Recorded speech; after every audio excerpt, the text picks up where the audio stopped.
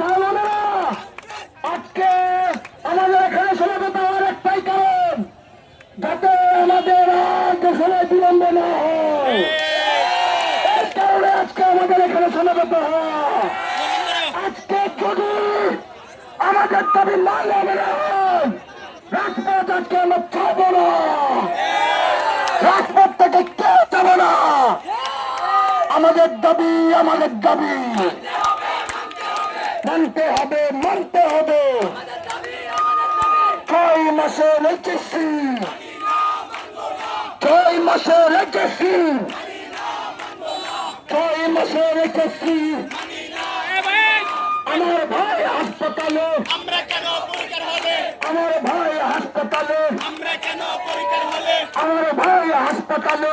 আমরা কেন পরিকার হলে।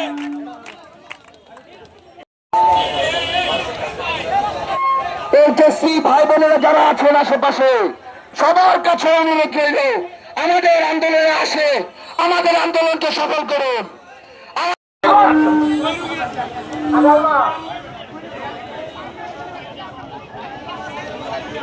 আমরা আজকে কেউ রাজপথ ছাড়বো না। প্রিয় ভাইয়েরা,